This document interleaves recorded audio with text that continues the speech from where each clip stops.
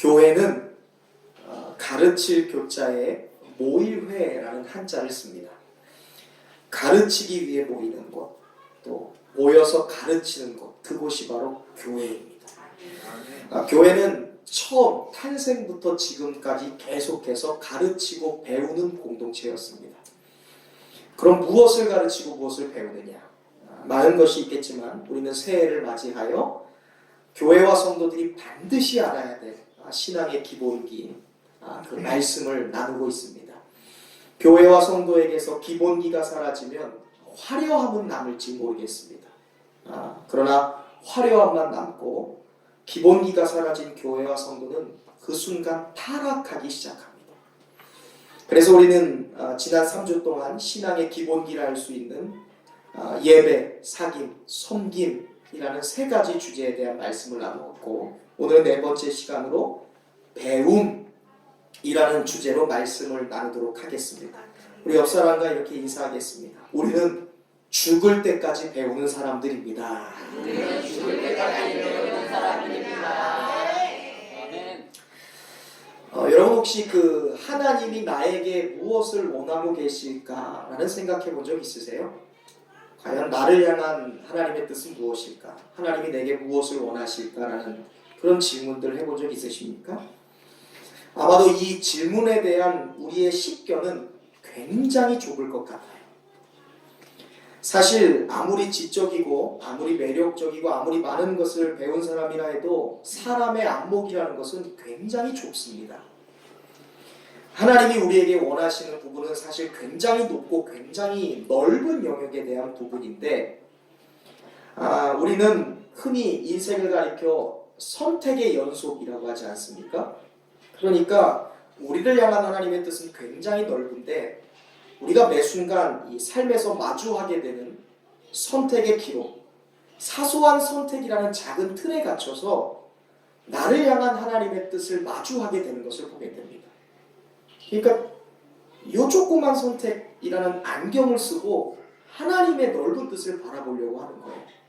하나님의 뜻을 조그만 선택이라는 작은 영역으로 자꾸 우리가 축소시키는 경우를 만나게 됩니다. 하나님은 과연 우리에게 무엇을 원하고 계실까? 하나님이 우리에게 원하시는 것은 과연 무엇일까? 결론부터 말씀드리자면 하나님께서 우리에게 원하시는 것은요, 거룩함입니다. 아멘. 다른 말로 온전함이라고 얘기할 수 있습니다. 이스라엘을 부르신 하나님은 그들에게 그런 말씀을 하셨습니다. 레위기 11장 45절 말씀인데 이런 말씀이에요. 내가 거룩하니 너희도 거룩할지어다. 아멘. 마태복음 5장 48절에서 예수님도 비슷한 맥락의 말씀을 하신 적이 있거든요. 이런 말씀입니다. 하늘에 계신 너희 아버지의 온전하심 같이 너희도 온전하라. 아멘. 거룩함은요, 히브리어로 이 코데시라는 단어입니다. 이 뜻은 신성하다, 분리되다, 구별되다라는 말이에요. 그러니까 거룩함이라는 것이 단순히 우리의 삶에 나타나는 외적인 모습이 아닙니다. 본질적으로 거룩함은 구별되었다라는 거예요. 나는 세상과 구별되었어. 나는 세상에서 분리되었어 라는 뜻이 바로 거룩함이라는 본질의 뜻입니다. 예수님이 또 온전하라는 말씀을 했는데요. 이 온전하라는 말씀은 헬라어로 텔레이오스라는 말입니다. 텔레이오스. 비슷한 뜻이에요. 완전하다, 완성되다, 성숙하다, 흠이 없다, 최상의 것을 뜻하는 것이 텔레이오스, 온전함이에요. 코데시가 되었던 이 텔레이오스가 되었던 이 거룩함과 온전함이라는 것은요, 인간이 아니라 하나님에게 속한 영역에 대한 말씀이에요. 이 말씀은 하나님이 우리에게 거룩하여라, 너희가 온전하여라는 것은요, 쉽게 말하면 나를 닮아라 이 말이에요. 너희가 나를 닮았으면 좋겠다. 이것이 거룩함이라는 뜻입니다. 하나님을 닮는 거예요. 교회와 성도들을 향한 하나님의 궁극적인 목적이 있다면 그것은 하나님을 닮는 것입니다. 아멘. 하나님을 따라가는 거예요. 아멘. 하나님처럼 생각하고 하나님처럼 말하고 하나님처럼 반응하는 거예요. 이것이 거룩함이에요. 구별된 것이죠. 그러면 하나님을 닮은 거룩하고 온전한 자들로 부르심을 받은 성도들은 그렇지 않은 사람들과는 확연히 구별되는 삶의 내용이 있어야 돼요. 아멘이신가요? 우리는 구별된 하나님을 닮아야 되는 사람들로 부름받았으니까 세상과 비교해서는 뭔가 다른 삶의 내용들이 있어야 됩니다. 우리는 세상 사람들과 분명히 달라야 하죠. 또한 이 다름이라는 것은 하나님을 닮은 모습이 삶에서 구체적으로 나타나야 돼요. 아멘. 그것이 거룩한 것이기 때문에 그래요. 그렇지 않다면 우리는 신앙생활은 목소리만 높이고 그냥 아무 일도 하지 않는 그런 걸기대회에서 이렇게 합시다 저렇게 합시다 외치는 그런 소리에 불과한 신앙생활을 하게 될 것입니다. 근데 너무나 안타깝게도 오늘날 많은 성도들이 이 부분에 있어서 굉장히 많이 걸려 넘어지는 것을 보게 됩니다. 우리가 신앙인으로 살아가는 것, 하나님의 자녀로 살아가는 것을 그냥 목소리를 높이는 것으로 대신하려는 모습을 보게 돼요. 제가 이것이 어떤 의미인지 한번 좀 설명해 볼게요. 물론 모두가 그런 것은 아닙니다. 교회에 나오는 일이 있죠. 하나님을 믿는 일이 있습니다. 또 우리가 예배 시간과 기도 시간에 함께 크게 찬양도 하고요. 우리의 마음속에 있는 신앙적인 어떠한 바람과 우리의 간절한 기대를 큰 기도로 하나님을 향한 열정으로 표현할 때가 있어요. 그것이 우리의 예배이고 그것이 우리의 기도입니다. 그런데 사실 이 사람에게 있어서는 큰 기도와 박수치면서 막 찬양하는 것이 그 이상 그 이하도 안 될 때가 있어요. 무슨 말이냐면 교회 안에서만 그러는 거예요. 하나님을 향한 간절한 기대가 있고요. 하나님을 향한 간절한 소망이 있고 신앙의 바람이 있는데 이것이 예배와 기도 생활 이상으로 담장을 뛰어넘지 못하는 거예요. 삶에서는 전혀 그런 모습이 나타나지 않습니다. 내가 기도하고 찬양하는 것이 나의 간절한 바람과 소망을 표현하는 것 그 이상 그 이하도 아닌데 그것이 마치 내가 세상에 믿지 않은 사람들, 세상 밖에 불신자들과 이미 엄청나게 구별된 삶이다라고 스스로 정의하고 오해하는 것. 사실 우리가 삶에서 구별된 것이 나타나지 않는다면 이곳에서 예배하는 것, 이곳에서 기도하는 것이 세상 사람들이 절에 가거나 자기들이 공약을 쌓아놓고 밤새도록 뭔가 조그만 어떤 그런 기도를 붙여놓고 기도하는 것과 뭐가 다르겠습니까? 별반 다르지 않다는 것이죠. 그저 교회를 다니는 것만으로 내가 세상 사람들과 엄청나게 구별된 삶을 살아가고 있는 것일까요? 그냥 교회만 다니는 것으로. 주일날 우리가 어디 놀러 안 가고 우리가 교회에 나와서 예배 드리면 그냥 그것으로 내가 세상 사람들과 다른 온전한 삶을 살아가고 있다는 증거가 될까요? 사실 그렇지 않습니다. 이런 것은 하나님을 닮은 삶, 거룩한 삶, 구별된 삶, 온전한 삶이라고 말하기에는 굉장히 뭔가 부족한 증명입니다. 우리가 이야기를 나눠보면 우리의 그동안의 신앙이 굉장히 좀 부끄럽다는 생각이 들죠. 내가 그동안 삶에서는 어떤 모습이 없었는데 교회에서 찬양하고 기도하는 것에만 소리를 높이고 있지는 않았나. 이런 모습을 좀 돌아보면 내 믿음이 그동안 너무 부족했다는 생각을 갖게 됩니다. 아마 우리 모두가 부끄럽지만 그동안 우리가 생각했던 그런 신앙의 모습이 하나님이 원하시는 높고 넓은 모습, 그것과는 매우 차이가 있다는 생각을 하게 될 거예요. 과연 여러분 우리 성도들과 불신자들, 세상 사람들의 차이점은 어디에 있는 것일까요?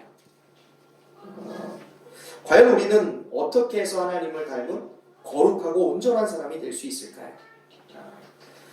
성경이 말씀하는 성도와 불신자 그리고 교회와 세상을 나누는 절대적인 기준은 바로 이겁니다. 생명이에요. 생명. 아멘.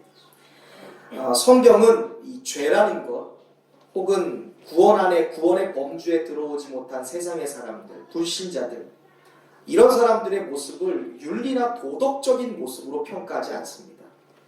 우리는 죄하면 흔히들 윤리나 도덕적으로, 양심적으로 그런 외적으로 나타나는 형태를 가지고 이 사람이 죄인이다, 죄를 지었다 이렇게 평가하는 경향이 있어요. 그런데 성경은 어떤 윤리 도덕적으로 겉으로 나오는 모습을 가지고 죄라고 얘기하지 않습니다.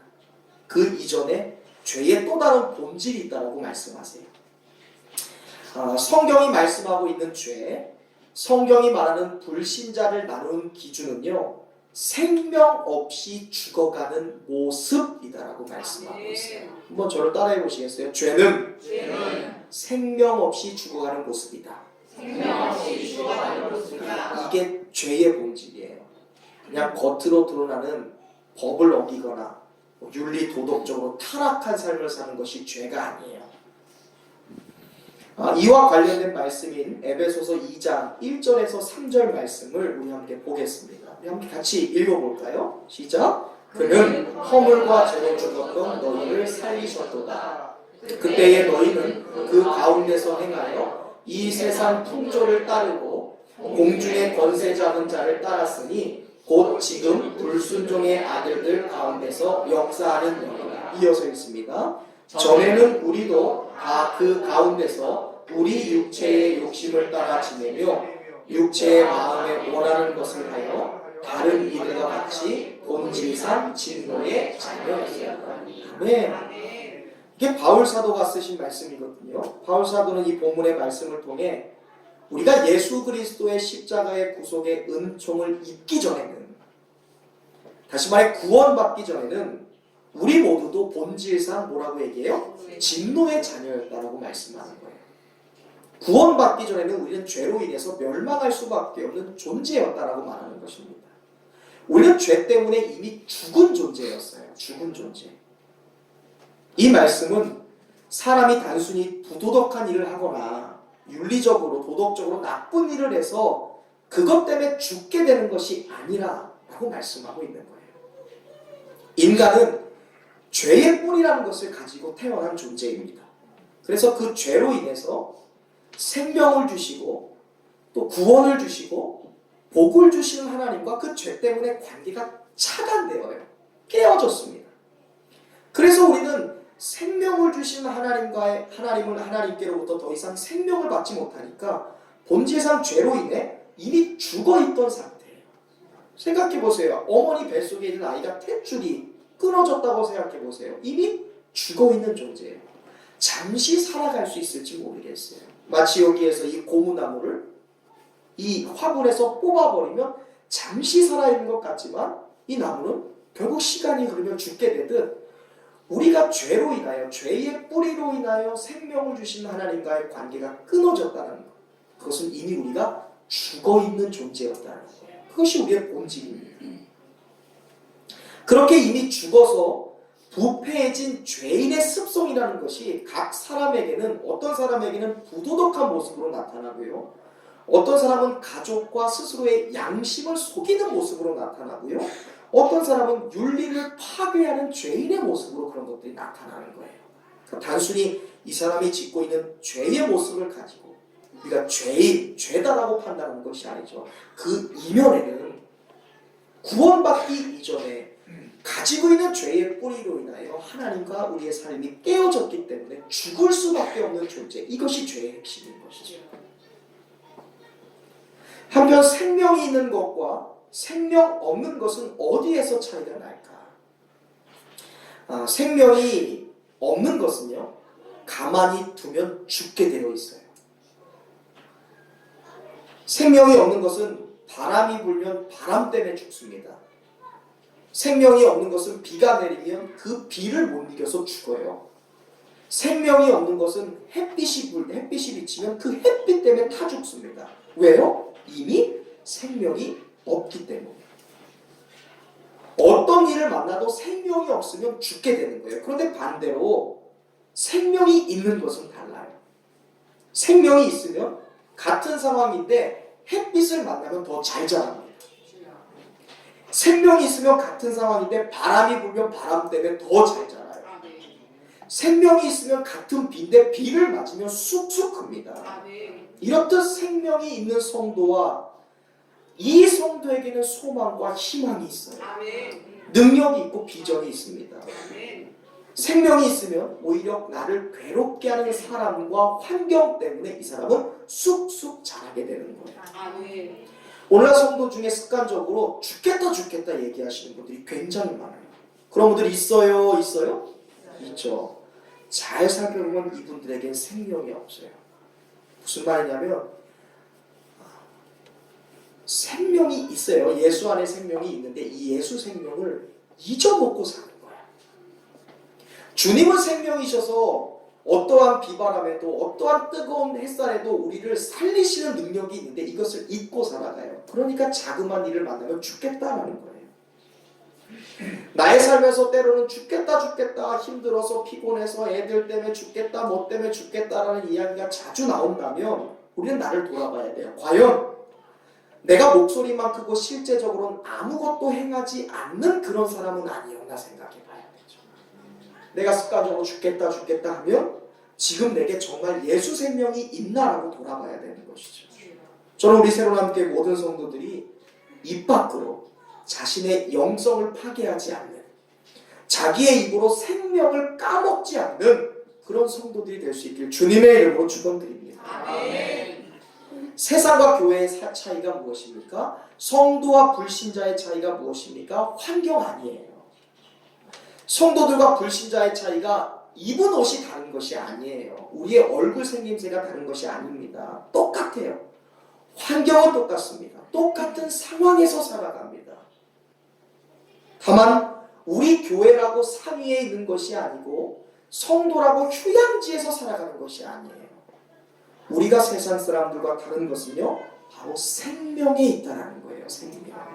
살아갈 수 있는 일, 회복할 수 있는 일, 다시 일어날 수 있는 일, 이 영원한 생명이 있어요.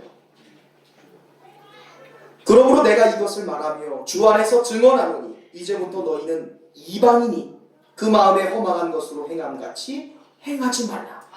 그들의 중명이 어두워지고 그들 가운데 있는 무지함과 그들의 마음의 굳어짐으로 말미암아 하나님의 생명에서 떠나 있도다.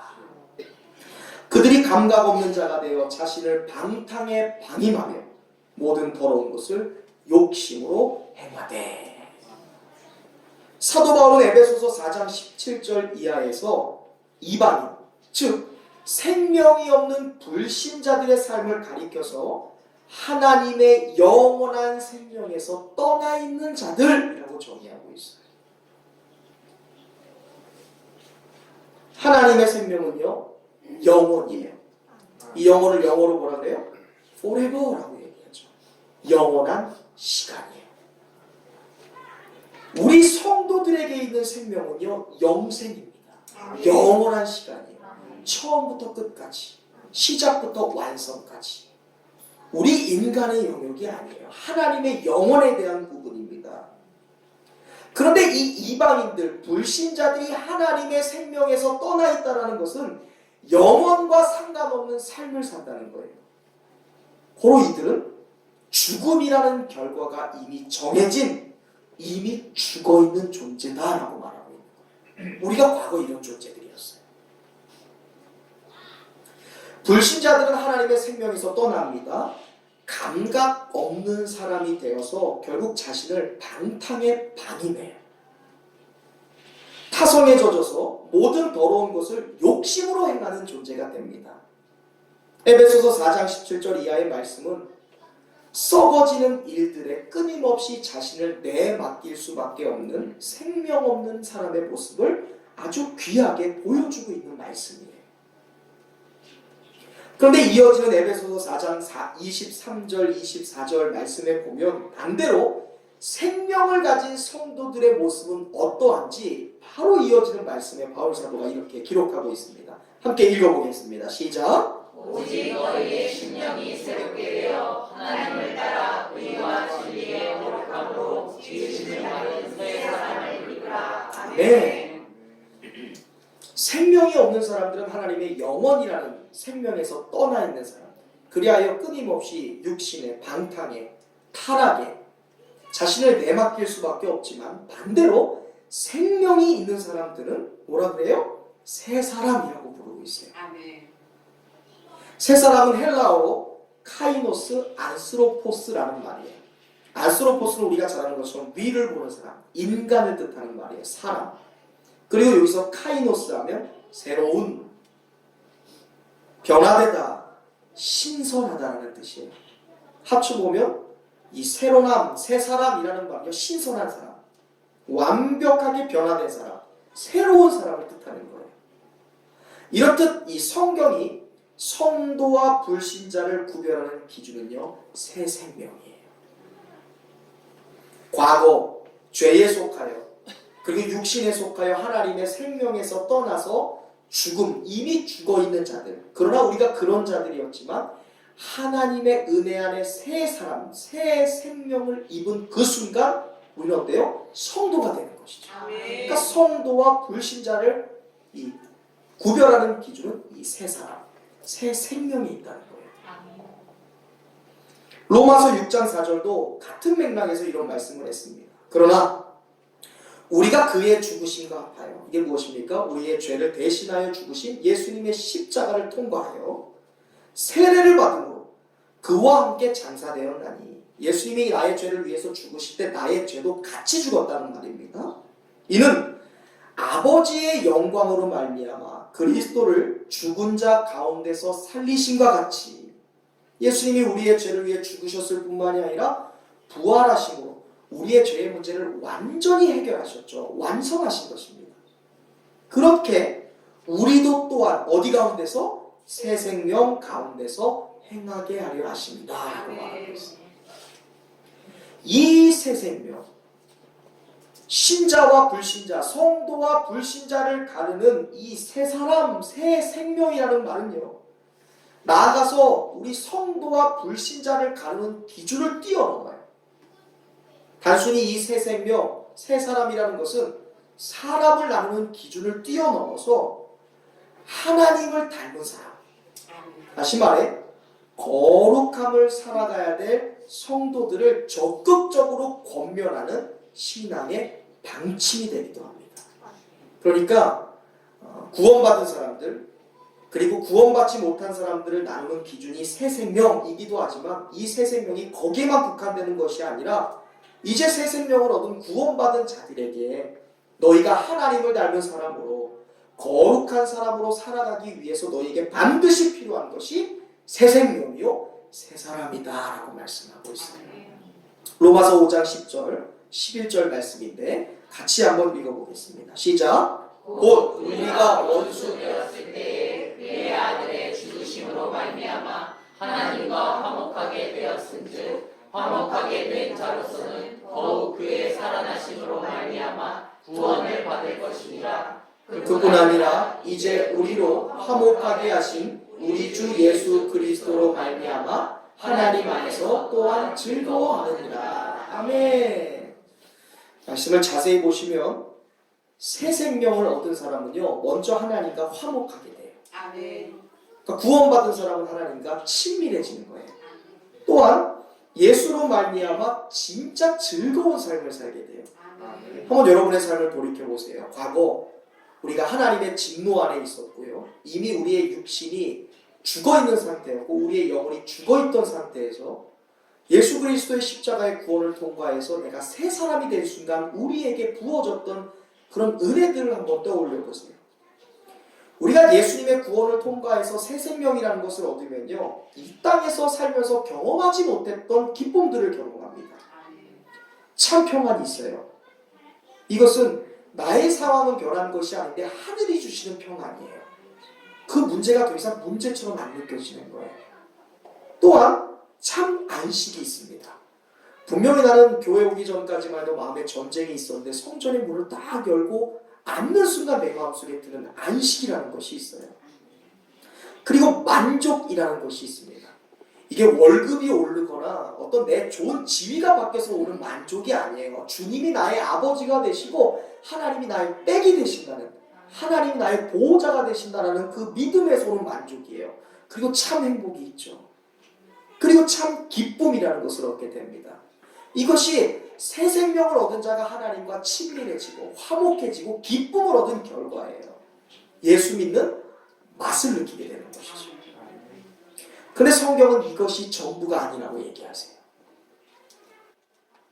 성경은 성도들에게 우리가 새 생명을 얻은 데는 더 깊고 더 넓고 더 높은 목적이 있다고 말씀하고 있어요. 아멘. 단순히 만족 얻고 안식 얻고 기쁨 얻고 평안 얻는 그 정도에서 머물기 위해서 새 생명 얻은 것, 구원받은 것 아닙니다 라고 성경은 말해요.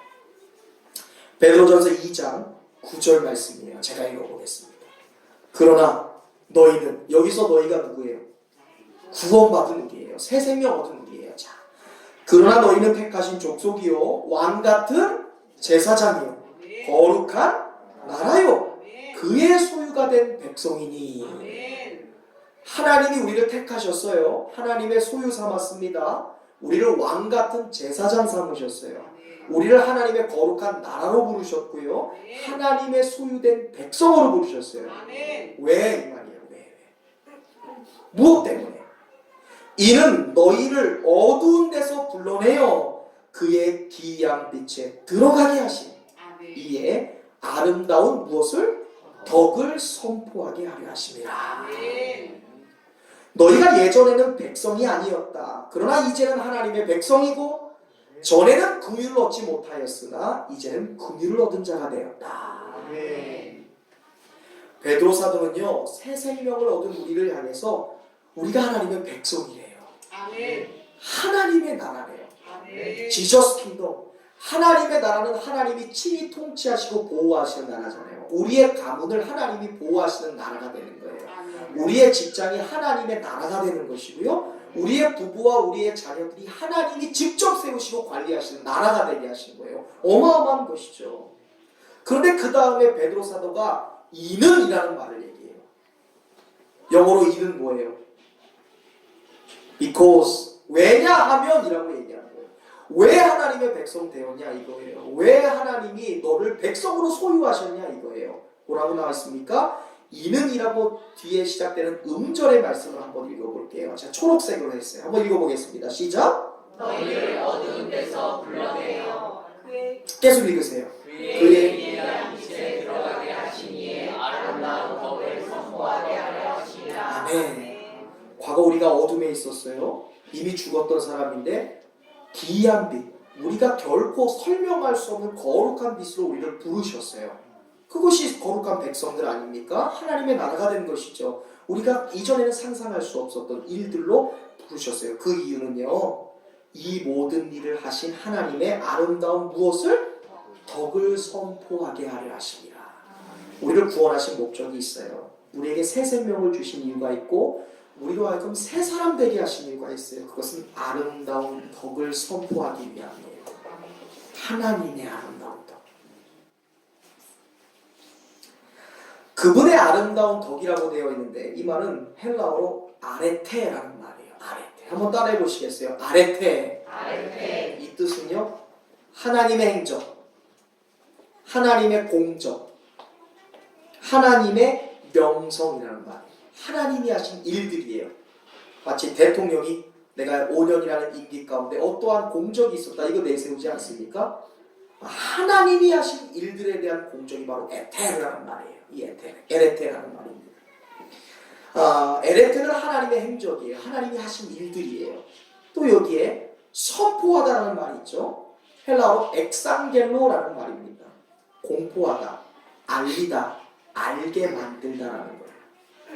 종합해보면 우리를 새 사람이 되게 하시고 새 생명을 주신 하나님의 분명한 이유가 있어요. 그것은 뭐냐면 하나님이 하신 행적들, 하나님이 하신 일들을 우리가 세상 가운데 알게 하기 위한 거예요. 아멘.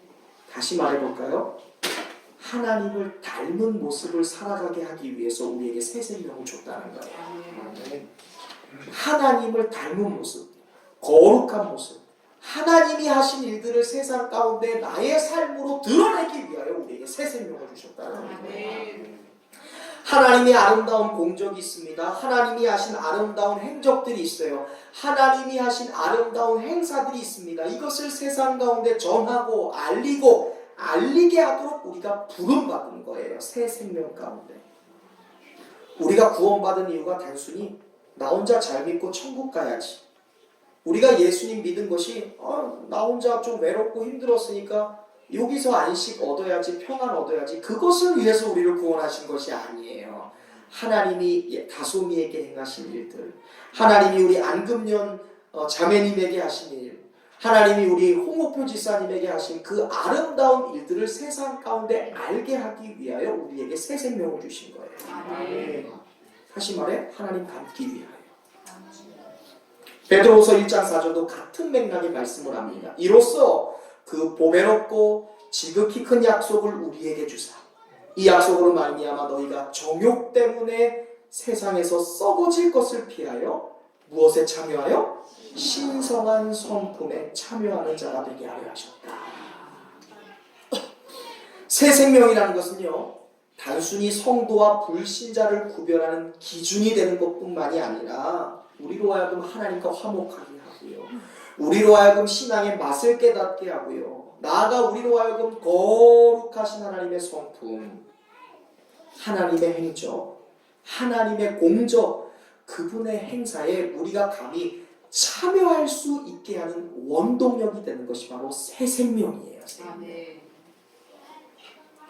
우리는 이렇게 새 생명을 얻음으로 말미암아 마침내 하나님께서 우리에게 요구하시는 하나님을 닮은 거룩하고 온전한 삶을 살아가게 되는 거예요. 우리가 무슨 예배 많이 드리고 직분을 쌓는다고 하나님을 닮는 게 아니에요. 우리가 단순히 기도에 참석을 하고 밥 먹기 전에 세상 사람들은 그냥 먹는데 우리는 잠시 눈 감았다 뜨고 이것으로 하나님을 닮는 것이 아닙니다. 우리는요, 새 생명, 새 사람을 통해서 하나님의 성품, 하나님이 하신 일들을 닮아가는, 그것을 그대로 세상 가운데 전하는 그런 하나님을 닮은 사람으로 살아가게 되는 것이죠. 그런데 반드시 우리가 잊지 말아야 될 것은 하나님이 우리를 부르실 때 우리가 거룩해서 부르신 것이 아니다라는 거예요. 우리가 무슨 자격이 있어서, 우리가 무슨 대단한 공로를 쌓아서 우리를 부르신 것이 아니라 하나님은 우리를 부르실 때 거룩함이라는 목표를 가지고 우리를 부르셨다는 것을 여러분 기억하셔야 돼요. 제가 무슨 목사가 된 것이 11년 동안의 이 신학의 과정을 마치고 목사 고시를 통과해서 목사가 된 것이 아니에요. 분명히 그것도 과정 중에 하나지만 하나님 저를 목사로 부르신 이유는 거룩함이라는 목표를 가지고 저를 부르신 거예요. 여러분도 마찬가지죠. 하나님을 닮기 위한 거예요. 하나님을 닮은 목사, 하나님을 닮은 권사가 되기 위하여, 하나님의 공적을 나타내는 집사가 되기 위하여 여러분을 부르신 거예요. 우리는 예수 그리스도를 믿는 믿음으로 구원받았어요. 그 믿음입니다. 그 믿음도 우리가 가진 것이 아니에요. 하나님의 선물이죠. 우리에게 공로가 있어서도 아니고 우리에게 무슨 자격이 있어서 백성이 된 것이 아닙니다. 우리는 여전히 부족해요. 우리는 여전히 연약합니다. 그렇기 때문에 우리는 무엇보다 하나님을 닮은 사람이 되기 위해서, 하나님을 닮은 거룩하고 온전한 성도의 삶을 살아가기 위해서 반드시 필요한 이 생명, 이 생명이라는 주제에 담겨있는 자라남, 성숙함이라는 주제를 절대 놓쳐서는 안 돼요. 우리는 연약하고 부족하기 때문에 우리 안에 새 생명이 있는데 우리가 이 새 생명이 가만히 있다고 자라는 것이 아니죠. 생명은 자라나는 것이요. 생명은 성장하는 거예요. 그러니까 우리가 하나님을 닮은 사람으로서 살아가기 위해서 생명이 필요한데 이 생명을 살아갈 때 이 생명이라는 단어에 숨겨진 자라남, 성장이라는 포커스를 절대로 놓치면 안 돼요. 제가 목회를 하면서 굉장히 안타까운 성도들의 모습을 볼 때가 있는데 무엇인가 하니 앞서서도 대충 얘기했지만 예수를 믿는 것, 하나님을 믿는 것을 그냥 이미 신앙의 완성을 이루었다라고 착각하는 경우를 많이 봐요. 내가 예수 믿었으니까 세상에서 구별됐으니까 신앙이 완성되었구나, 이렇게 오해하는 경우를 보게 됩니다. 혹은 이미 예수 믿는 것으로 내가 신앙의 결승점에 도달한 것처럼 생각하는 성도들을 볼 때가 있어요. 문제는 이러한 오해들은 많은 문제를 만들어낸다는 거예요. 아마 여러분들이 신앙생활하면서 여러 교회나 또 여러분들이 많은 성도들을 통해서 경험했던 것을 한번 생각해 보세요. 성도들이 자주 경험하는 문제들이 있어요. 그것이 뭔가 하니 나는 예수 믿는데 왜 아직 이 모양이지? 라는 그런 질문을 할 때가 있습니다. 그리고 저 시험 들었어요. 나 시험 받는 것 같아 라는 이야기들을 종종 할 때가 있죠. 왜 교회가 이거밖에 안 되지? 왜 성도들이 그럴까라는 생각들을 자주 하게 됩니다. 이게 다 이 생명이 가지고 있는 성장, 자라남이라는 핵심을 놓치고 있기 때문에 발생하는 일들이에요. 시험 받는 게 다 거기에서 나오는 겁니다. 나는 왜 이 모양일까라는 자체, 그리고 교회가 왜 이래, 그 성도는 왜 이래라는 시험의 중요한 이유는요, 신앙이 생명이라는 사실을 놓치고 있기 때문에 그래요. 생명은요, 자라나는 것이죠. 생명은요, 성장하는 거예요. 이것을 놓치면 안 돼요. 자, 신앙은 완성이 아니에요. 완성품이 아닙니다. 교회 다닌 것으로 이미 내가 결승점에 도착한 것이 아니에요. 신앙은 생명이에요. 생명은 자라나고요, 성장해야 돼요. 저 권사님도 지금 자라나고 있구나라는 것을 생각할 때 절대 시험 들지 않습니다. 아멘. 저 성도가 지금 성장하고 있구나라는 이 생명의 중요한 본질을 놓치지 않아야 자책하지 않아요. 아멘. 저 사람은 권사인데 왜 이래? 라고 생각하니까 시험 드는 거예요. 저 성도가 왜 이럴까라고 생각하니까 자책하게 되는 거예요. 우리는 반드시 생명이라는 주제를 생각할 때 생명은 완성이 아니다라는 생각을 갖고 있어야 돼요. 하나님을 닮은 존재가 되어야 됩니다. 우리는 거룩함과 온전함을 목표로 부르심 받았어요. 우리를 성도로 부르신 하나님은 우리가 예수 그리스도를 영접한 그 순간, 나의 구원자로 영접한 순간 그 자리에서 자라나지 않고 머무르는 것을 원하는 분이 아니세요. 아멘. 하나님은 우리가 늘 자라나기를 원하고 계세요. 아멘. 성장하기를 원하고 계세요. 아멘. 이전에는 내가 진화론을 믿었어요. 근데 교회를 다니고 창세기 1장을 피니까 창조론을 믿게 된 거예요. 아멘. 할렐루야죠. 아멘. 그럼 이 사람은 창조의 믿음을 가졌다면 한 단계 더 나아가야 돼요. 어디까지요? 창세기 5장까지 나가야 돼요. 노아가 방주를 만들었고 그 방주 안에 탔던 모든 생물들과 사람들이 구원받았다는 말씀을 보면서 이 시대의 방주가 되시는 예수 안에 거하면 구원을 받는구나라는 믿음까지 자라나야 되죠. 아멘. 예수 그리스도를 믿어서 예수 그리스도라는 방주에 탔을 때 내가 구원받을 수 있다는 믿음을 가졌다면 창세기 12장이에요. 믿음으로 하나님의 명령을 쫓아 하나님이 가나안 땅까지 가라라고 말씀하신 아브라함의 믿음까지 자라나야 돼요. 아멘. 이것이 생명의 특징이에요. 아멘. 생명은 단순히 창조에서 머무르거나 구원에서만 머무르는 것이 아닙니다. 생명은 계속 자라가야 돼요. 언제까지? 창세기부터 요한계시록 끝까지요. 아멘. 그리고 세상 마지막 순간까지요. 아멘. 하나님 오실 때까지 우리의 생명은 자라나야 돼요. 아멘. 이것을 놓치면 시험 받아요. 이것을 놓치면 스스로 자책하게 돼요. 내가 연약하지만 실수했지만 난 자라나고 있다. 그것이 내가 예수님을 하나님을 닮기 위해 내 안에 주신 생명의 특징이다라는 것을 봐야 돼요. 홍표 집사님, 내 남편이 권사지만 자라나고 있는 존재이기 때문에 삐걱거릴 때가 있다는 것. 이것을 나도 인정하고 스스로 인정해줘야 돼요. 사모님, 제가 목사지만 목사님도 성장하고 있구나라는 것을 느낄 때 시험 들지 않는 거예요. 나 스스로에게도 그렇고 누군가에도 그렇고 생명이라는 것은 자라는 거예요. 아멘. 하나님이 우리가 하나님을 닮은 사람으로서 살아가기 위해서 우리에게 주신 것이 완벽이 아니라 생명이라는 이유가 여기에 있어요. 자라나야 하기 때문에, 성장해야 되기 때문에. 아멘. 그냥 완벽을 주신 것이 아니에요. 너희가 거룩하라. 내가 거룩한 것처럼 너희도 거룩하라. 이 말이 거룩이라는 것이 뭐예요? 생명을 통해서 이룰 수 있는 거잖아요. 그냥 우리에게 툭 던져놓고 완성되었어 그렇게 하신 것이 아니에요.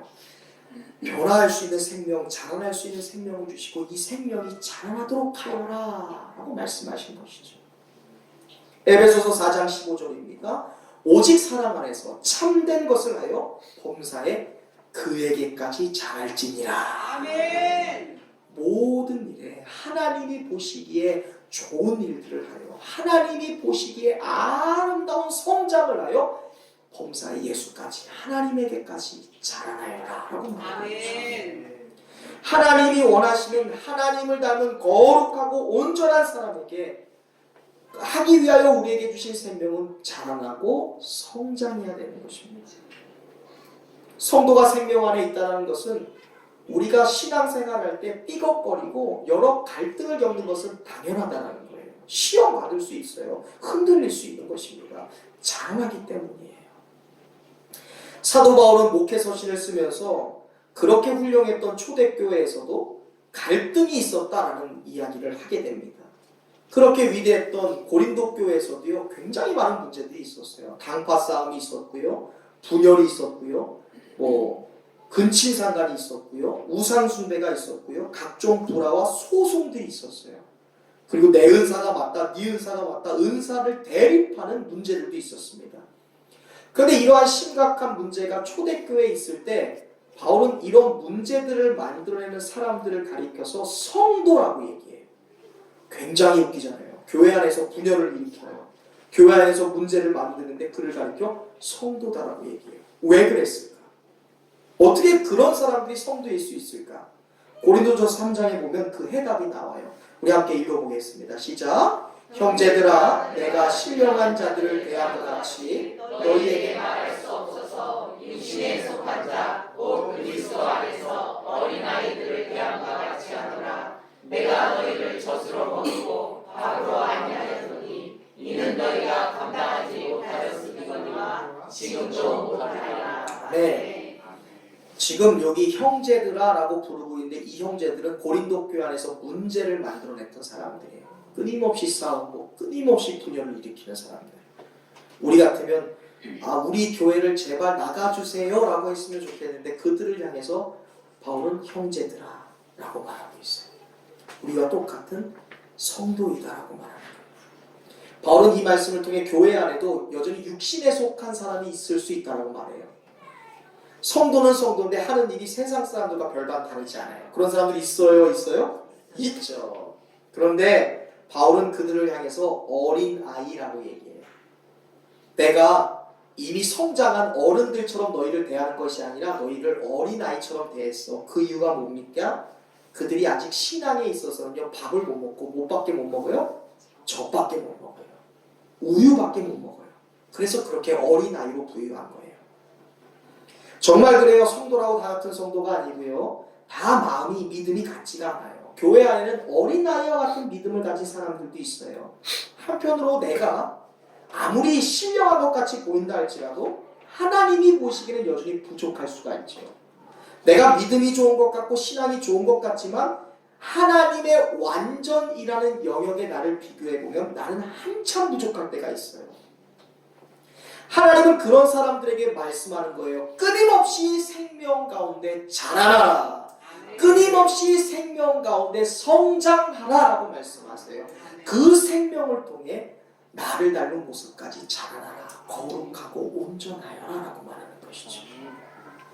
그런 의미에서 하나님이 성도인 우리를 부르시고 특별히 우리를 이 교회로 부르시는 이는 하나님을 닮고 하나님을 닮은 거룩하고 온전한 사람으로서 우리가 성장하기 위해서는 신앙인의 기본기, 네 번째 기본기인 이 배움이라는 것이 이 교회 안에 있기 때문에 우리를 교회로 부르시는 거예요.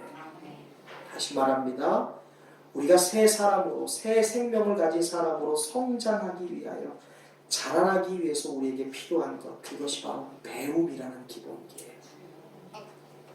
우리가 하나님을 닮아야 되는데 하나님이 어떠한 분이신지를 배우지 않고 어떻게 하나님을 닮을 수 있겠어요? 우리가 하나님이 우리에게 주신 하나님의 뜻과 비전이 있는데 하나님이 어떠한 뜻과 비전을 갖고 계신지를 배우지 않고 어떻게 하나님의 거룩하심을 닮을 수 있겠습니까? 그래서 우리가 하나님을 닮은 사람이 되기 위해서 우리에게 반드시 필요한 것은 배움이라는 기본. 아멘. 배우지 않고는 절대로 하나님을 닮을 수 없어요. 하나님이 요구하시는 거룩함, 하나님이 요구하시는 온전함, 하나님이 요구하시는 나를 닮아라 라는 것은요, 신앙인의 네 번째 기본기인 배움이라는 것을 통과해야만이 가능한 거예요. 하나님을 닮은 온전함에 이르는 생명이라는 것은요, 자연스럽게 이루어지는 것이 아니에요. 또한 교회 안에 있다고 그냥 자연스럽게 성장하는 것이 아닙니다. 생명이 자라나고 생명이 성장하는 데는 반드시 시간이 필요해요. 또 생명이 자라나고 생명이 자라는 데는 분명히 애씀이 필요하고요. 땀 흘리는 것이 필요하고요. 씨름하는 것이 필요해요. 애쓰지 않고는 하나님을 닮을 수 없어요. 우리가 씨름하지 않고는 절대 하나님의 거룩한 영역에 도달할 수 없습니다. 이 과정을 위해서 우리에게 필요한 것 바로 배움이에요. 배움. 그래서 우리는 배움을 멈추서는 안 돼요. 배움을 멈추는 순간 내가 더 이상 하나님을 닮지 않겠습니다 라고 선언하는 것과 똑같은 거예요. 왜 하나님은 우리를 구원하셨습니까? 왜 우리를 성도로 삼으신 후에 혼자 둔 것이 아니라 교회로 부르셨을까요? 그것은 바로 하나님을 닮는 일, 하나님을 닮아서 온전하고 거룩해지는 것, 그것은 바로 교회 안에 있는 배움이라는 것을 통해서만 이룰 수 있기 때문이에요. 이사야서 48장 17절 말씀에 보니까 하나님이 자신을 이렇게 설명하고 계세요. 너희의 구속자시요 이스라엘의 거룩하신 이이신 여호와께서 이르시되 나는 너희에게 유익하도록 뭐하고? 가르치고 너를 마땅히 행할 길로 인도하는 뭐래요? 내 하나님 여호와라. 아멘. 하나님이 자신을 지금 누구로 말씀하고 계세요? 가르치는 선생님으로 얘기하시는 거예요. 여러분, 우리가 배워야 되는 이유가 뭔지 아세요? 내가 배워야 되기 때문에 하나님이 가르치는 것이 아니라 하나님이 가르치시는 분이시기 때문에 우리가 배워야 되는 거예요. 아멘. 하나님은 창조주이시죠. 하나님은 우리를 사랑하시는 아버지세요. 하나님은 우리의 의사도 되십니다. 그런데 반드시 우리가 잊지 말아야 될 중요한 것이 있는데 하나님은 선생님이라는 거예요. 아멘. 하나님은 가르치시는 분이라는 거예요. 아멘. 이 말은 하나님이 가르치시는 분이기 때문에 우리는 늘 배워야 된다는 거예요. 아멘. 가르치시는 하나님이 있기 때문에 우리가 하나님을 닮을 수 있어요. 그래서 하나님이 뭐라고 해요? 내가 거룩하니 너희도 거룩하여라 라고 말하는 것이 어떻게 가능합니까? 거룩을 우리가 이룰 수 있어요? 아니에요. 온전함을 우리가 이룰 수 없어요. 인간의 영역이 아니에요. 그런데 하나님이 너희도 거룩하라고 말하는 것은 내가 너희를 거룩하도록 가르칠 거야. 그러니까 배우면 거룩해질 수 있어라는 것이죠. 아멘. 하늘에 계신 아버지가 온전하심처럼 너희도 온전하라. 완료형을 썼어요. 무슨 말입니까? 하나님 온전하신 분이 너희를 가르치시니까 너희도 온전해질 수 있어. 배우기만 하면이라는 말. 아멘. 배우는 자리에서는 절대 있을 수 없는 일들이 가르치시는 하나님이 계시니까 우리가 가능해지는 거예요. 하나님이 아멘. 가르치는 것이죠. 예수님도 마태복음 28장 19절에서 이런 말씀을 했습니다. 그러므로 너희는 가서 모든 민족을 제자로 삼아 아버지와 아들과 성령의 이름으로 세례를 베풀고 내가 너희에게 분부한 모든 것을 가르쳐 지키게 하라. 볼지어다 내가 세상 끝날까지 너희와 항상 함께 있으리라 하시니라. 아멘. 순서를 보세요. 문맥의 순서입니다. 너희는 먼저 모든 사람들 크리스찬 만들어라 라고 하지 않으셨어요. 그리고 그 중에 열심히 있는 사람들을 뽑아서 제자로 삼으라 라고 말씀하신 것이 아니에요. 예수님은요 뭐라고 말씀합니까? 가서 모든 사람을 제자로 삼어라. 이 말이 뭡니까? 모든 사람은 배워야 되는 제자이다라는 말씀이에요. 아멘. 내가 선택해서 제자가 되는 것을 아닌 것을 선택하는 것이 아니라 예수님은 인류를 향한 마지막 메시지를 향해서 명령을 통해 모든 사람들은 배워야 되는 존재이다. 가르치시는 하나님께 배워야 된다. 그리하여 그 배움을 통해 하나님을 닮은 거룩하고 온전한 존재가 되어야 된다고 말합니다. 너희 중에 배우지 않아야 될 사람이 어디 있습니까? 우리 중에 구원받지 않아야 될 사람이 누가 있어요? 우리 안에 새 생명 얻지 말아야 될 사람이 누가 있습니까? 이 말은 모든 사람은 배워야 되는 학생이 되어야 된다는 말씀입니다. 우리는 그래서 믿음의 첫 발을 디디는 순간부터 배우는 것을 시작해야 돼요. 우리는요 죽어서 천당 갈 때까지 배우는 존재로서 살아가야 돼요. 아멘. 그래야 하나님 닮은 존재로 살아갈 수 있어요. 우리가 처음에 질문했죠. 과연 우리를 향한 하나님의 목적은 무엇인가?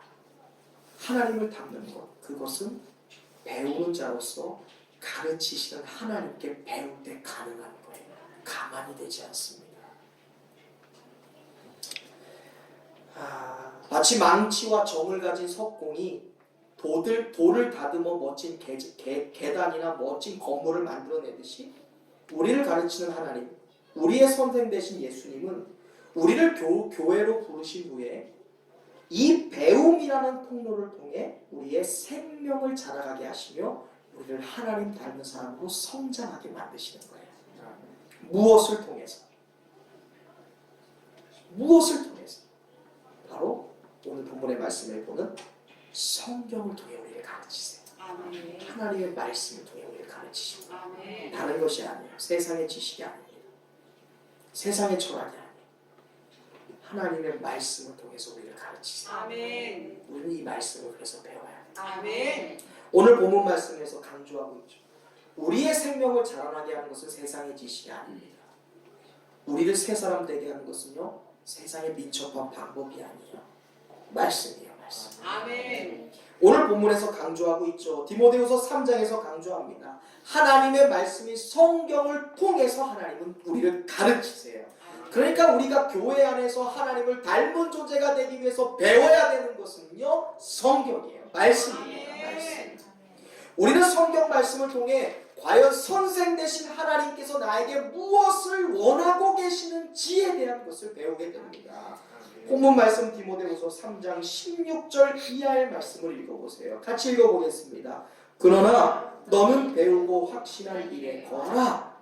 너는 내가 누구에게서 배운 것을 알며 또 어려서부터 성경을 알았나니 성경은 능히 너로 하여금 그리스도 예수 안에 있는 믿음으로 말미암아 구원에 이르는 지혜가 있게 하느니라.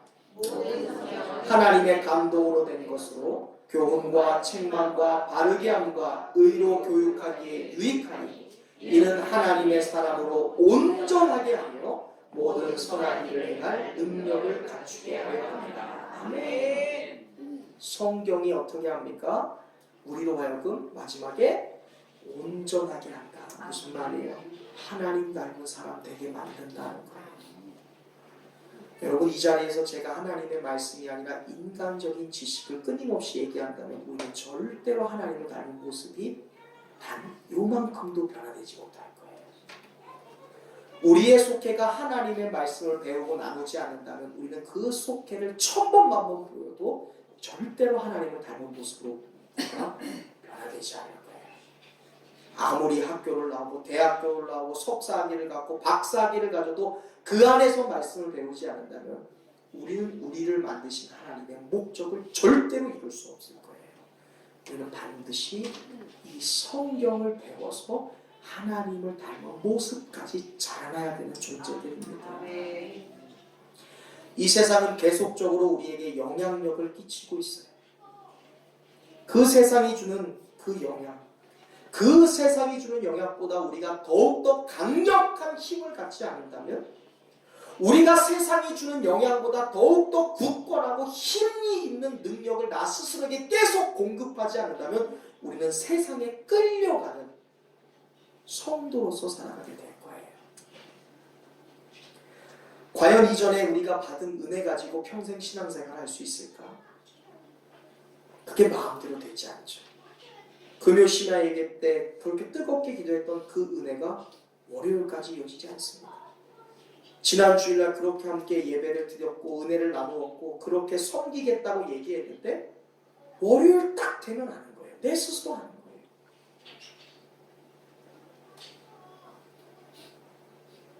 우리가 우리 자신의 죄악됨을 알고 있고 우리 안에서 날마다 꿈틀대고 있는 죄의 속성을 알고 있다면 우리는 더욱더 하나님 말씀에 집중해야 되고요. 아멘. 그 말씀을 배우기 위해 노력해야 되고요. 아멘. 그 말씀에 확신하고 그 말씀에 거해야 된다는 사실을 믿고 살아가야 돼요. 하나님께서는 저와 여러분이 이 성경을 단순히 일주일에 한 번 배우고 익히고 훈련받는 것을 원하는 분이 아니세요. 그냥 주일날 한 번 툭 나와서 이 말씀, 그 1189권 13,000절 되는 말씀 중에 딱 한 절 배우고 가는 것 원하는 분이 아니세요. 그러면 아마 우리 인생을 100년 살아도 하나님 닮은 모습으로 못 살 거예요. 하나님은 그런 제자가 아니라 교회에서 우리가 실시하고 있는 성경 통독을 통하여 주의 말씀을 배우기도 하고요. 속회에 함께 참석해서 그 말씀을 나누고 훈련받는 일에 우리가 시간을 걸고요. 1:1 제자 양육을 통해 말씀을 배우고 익히는 일에 헌신하기도 하고요. 깨어서 나의 삶에서 성경을 찾아 읽고요. 말씀을 연구하고 암송하고 가슴 속에서 새로운 새 생명을 얻기 위하여 말씀에 붙잡혀 사는 삶을 살기를 원하고 계신답니다. 아멘. 끊임없이 가르치는 하나님. 모든 성경은 하나님의 감동으로 된 거라고 말씀하셨습니다. 우리에게 교훈을 주신대요. 때로는 책망하신대요. 우리를 바르게 하신대요. 의로 교육하기에 유익하다라고 말씀하고 있어요. 하나님의 말씀을 우리가 배울 때 우리를 하나님 닮은 온전한 사람으로 만들어 주신다고 말씀하고 있습니다. 아멘. 원래 창조되었던 그 본래의 모습으로 우리를 변화시킨다라고 말씀하고 있어요. 그렇다면 문제는 배우는 일에 대한 저와 여러분의 자세이죠. 배웁시다라고 하면 알레르기 반응을 보이는 분들이 계세요. 교회에서 배우는 일을 합시다고 하면 안 해요. 아무리 얘기해도 성경 통독을 안 해요. 목사님, 제가 교회에서까지 배워야 돼요? 라고 얘기해요. 교회에서 좀 쉬면 안 돼요? 교회에서 좀 회복하면 안 됩니까? 라고 하면서 배움이라는 기본기를 자꾸 밀어내려고 해요. 제가 그런 분들에게 단언컨대 말씀드리고 싶은 것은요, 우리가 배움이라는 것을 시작하지 않으면 하나님은 더 이상 우리에게 어떠한 방법으로 역사하실 수가 없어요. 하나님은 우리가 배우고 익히고 성장한 만큼 역사하시거든요. 아멘. 우리가 배우는 일을 시작하지 않는다면 하나님의 뜻 또한 깨닫지 못해요. 하나님의 말씀은 우리의 배움을 통해 우리에게 실제가 됩니다. 하나님의 역사는 배움을 통해 우리에게 정말 기적이 되는 거예요. 하나님의 역사는 배움이라는 통로를 통과하여 우리를 완전한 사람으로 만드는 것입니다. 우리가 세상 가운데 끌려가지 않은 하나님을 닮은 성도가 되기 위해서는 바로 배움이라는 기본기를 시작해야 되는 것입니다. 저는 2020년 새해를 맞아 저와 여러분이 하나님의 말씀을 배우고 익히는 일에 시간을 내고 헌신할 수 있는 성도들 될 수 있기를 바랍니다. 여러분 생각해 보세요. 여러분 세상에서 공부하는 거 좋죠. 우리가 기초교육 6년, 중고등교육 6년에서 12년 해요. 대학교 4년 다닙니다. 대학원 하면 20년을 공부하는데 여러분 살아가는 법 배워본 적 있으세요? 결혼하는 법에 대해서 배워본 적 있으십니까? 혹시 그 많은 교육받으면서 죽는 법 배워본 적 있으세요? 그러니까 우리는요, 살아가는 방법에서부터 삐걱거리고요, 결혼 시작부터 삐걱거려요. 우리는 죽는 일에 대해서 저주라고 생각해요. 정말 죽는 일이 저주입니까? 우리는 죽는 순간 어디 가요? 믿는 사람들은 천국 가는 거예요. 죽음은 새로운 시작이에요. 근데 세상은 이걸 가르치지 않아요. 죽음은 저주다. 죽음은 피해야 될 것이다. 두려운 대상이다. 우리가 주님 안에서 이 캐논, 정경이라 부르는 하나님의 말씀을 배울 때 우리가 이 세상에서 속하지 않은 구별된 존재, 하나님을 닮은 존재로서 살아갈 수 있게 되는 것입니다. 아멘. 2020년 우리가 배우기 위해 모이는 곳, 모여서 배우는 곳, 이 교회로 부르신 하나님의 뜻을 깨달아 우리에게 펼쳐진 배움의 장에서 배우는 일에 게을리지 하지 않는 열심을 낼 수 있는, 헌신할 수 있는 성도들이 될 수 있기를 바랍니다. 하나님은 우리를 부르실 때 배우는 자, 제자로서 불렀다는 사실을 반드시 명심할 수 있기를 간절히 바랍니다.